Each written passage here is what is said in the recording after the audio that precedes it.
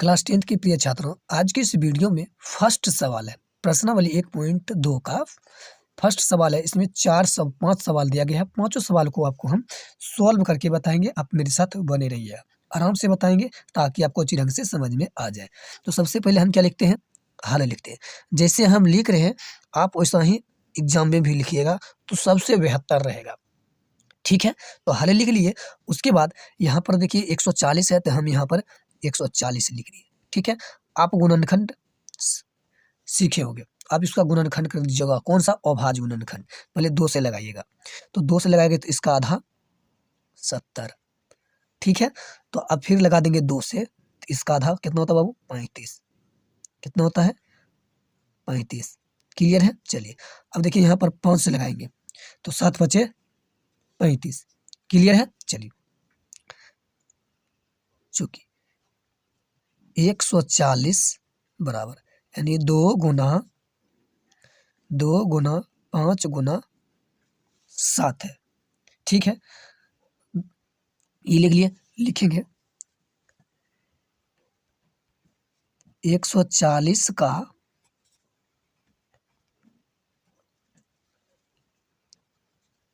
अभाज्य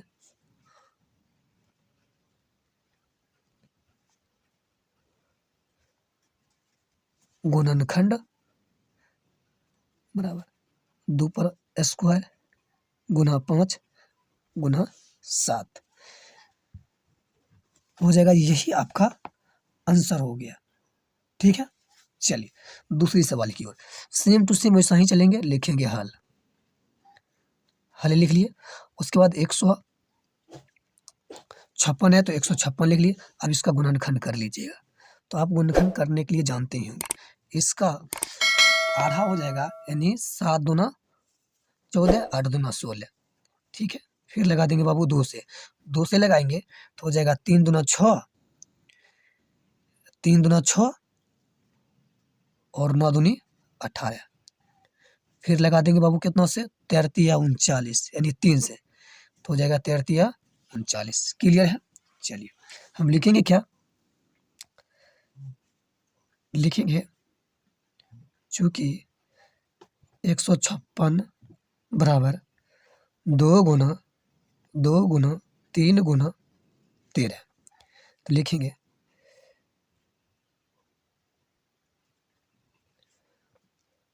156 का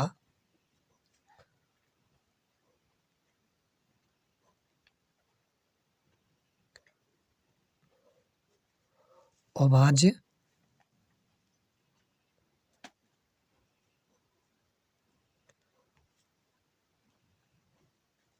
गुणनखंड बराबर 2 का स्क्वायर गुना 3 गुना 13। यही आंसर हो जाएगा। क्लियर है? चलिए इसी ढंग से इसको भी बनाएंगे। कोई तरह का चेंजिंग नहीं करना है। देखिए इसको भी हम हल लिखेंगे। क्या लिख दिए बाबू? हल लिख दिया। अब चलिए अब इसका गुणनखंड कीजिएगा। तो इसका गुणनखंड कीजिएगा तो हमको कितना हो जाएगा? ध्यान दीजिएगा 3825 को बाबू कितना से लगाएंगे? 3 से लगा देंगे। क्यों? क्योंकि 2 से लगेगा ना। किसी भी संख्या पर 0 0 2 4 6 8 है तो वो संख्या 2 से विभाजित होता है। तो 5 वाला तो किसी भी संख्या पर 0 और 5 रहे तो वो संख्या 5 से विभाजित होता है।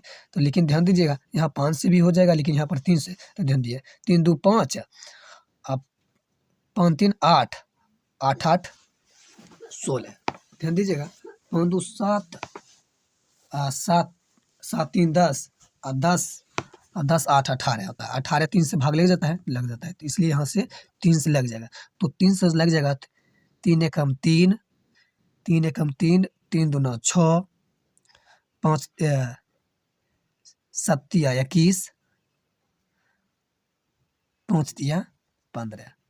क्लियर है? चलिए आराम से बताएंगे ताकि आपको अच्छी ढंग से समझ में आ जाए।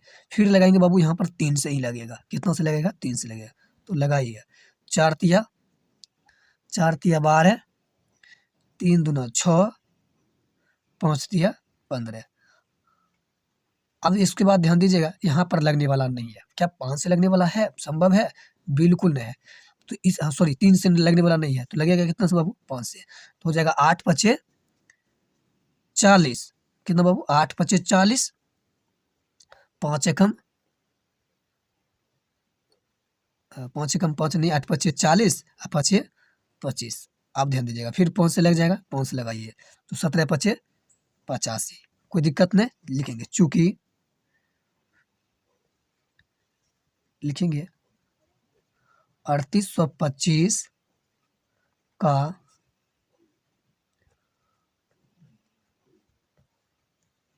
अभाज्य, लिखेंगे अभाज्य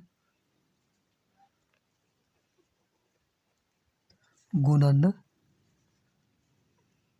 खंड बराबर क्या लिखेंगे? 3, क्योंकि 2 को मिलता है तो पावर 2 दे देंगे, गुना 5 पर पावर 2 गुना 17। यही आंसर हो जाएगा। अगर आपको वीडियो अच्छी लगी तो लाइक और सब्सक्राइब करते रहिएगा, ठीक है। उसके बाद ध्यान दीजिएगा, ये चौथा सवाल है। अब चौथा सवाल को हम कितना लिखेंगे? गुणनखंड करेंगे। किसको? इसको। चलिए करते हैं। तो इसका करेंगे तो लिखेंगे सबसे पहले हल। क्या लिखें? हल लिख दिए। हल लिख लेंगे, यहाँ पर लिख लेंगे 500 5005। अब देखिए, अब यहाँ पर 2 से लगने वाला है नहीं, तो क्या डायरेक्ट लगेगा? 5 से। 5 से लगेगा तो हो जाएगा 1001। कितना हो जाएगा बाबू? 1001। अब चलिए, अब देखिए यहाँ से लगने वाला नहीं है, तो डायरेक्ट लगेगा कितना से बाबू? 11 से। लगाइएगा तो 11 तो हो जाएगा 91। कितना? 91। कोई दिक्कत नहीं, 7 से। 7 से लगा दीजिएगा तो 7 से लगेंगे 63 91। 63 91, कोई दिक्कत नहीं। चलिए, तो अब यहाँ पर लिखेंगे चूंकि 5005 का गुणनखंड गुणनखंड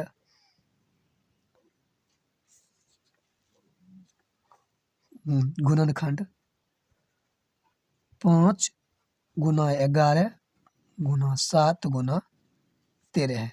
यही आंसर हो जाएगा। क्लियर है? समझ में आ गया? तो आपको